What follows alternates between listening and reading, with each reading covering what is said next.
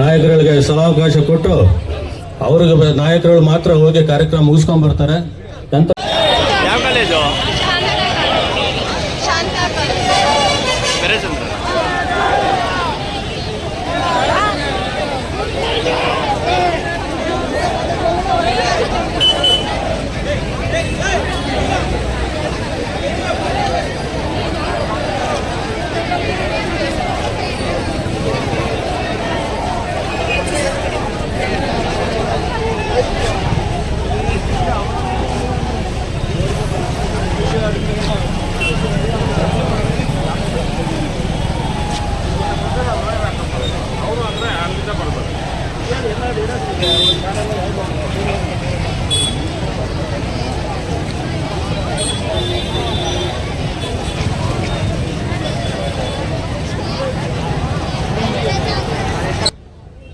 ಈ ದೇಶವನ್ನ ಅತ್ಯಂತ ಶಕ್ತಿಯುತ ರಾಷ್ಟ್ರವನ್ನಾಗಿ ಪ್ರಪಂಚದಲ್ಲಿ ಮಾಡಕ್ಕೆ ಹೊರಟಿದ್ದಾರೆ.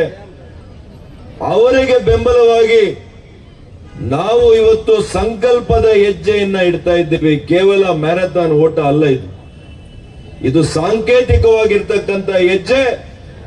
ಅವರ ಸಂಕಲ್ಪಕ್ಕೆ ನಾವು ಹೆಜ್ಜೆಯನ್ನ ಇಡ್ತಾ ಇದ್ದೀವಿ. ಆ ದೃಢ ಸಂಕಲ್ಪದ ಮೂಲಕ ಶಕ್ತಿಯುತ ದೇಶವನ್ನಾಗಿ ನಿರ್ಮಾಣ ಮಾಡುವಂತದ್ದು ನಿಮ್ಮೆಲ್ಲರ ಸಂಕಲ್ಪ ಅಂತ ಈ ಭಾವನೆ ನಾನು ಮಾಡ್ತಾ ಇದ್ದೇನೆ. ಸಂವಿಧಾನ ಶಿಲ್ಪಿ ಡಾಕ್ಟರ್ ಅಂಬೇಡ್ಕರ್ ಅವರ ಸಂವಿಧಾನದ ಆಶಯದಂತೆ ಸಮಾನತೆ, ಸಾಮಾಜಿಕ ನ್ಯಾಯ, ಪ್ರತಿಯೊಬ್ಬರ ಹಕ್ಕುಗಳಿಗೆ ಹೆಚ್ಚಿನ ಶಕ್ತಿಯನ್ನು ಕೊಡುವಂತ ಕೆಲಸ ಮಾನ್ಯ ನರೇಂದ್ರ ಮೋದಿ ಅವರು ಮಾಡ್ತಾ ಇದ್ದಾರೆ.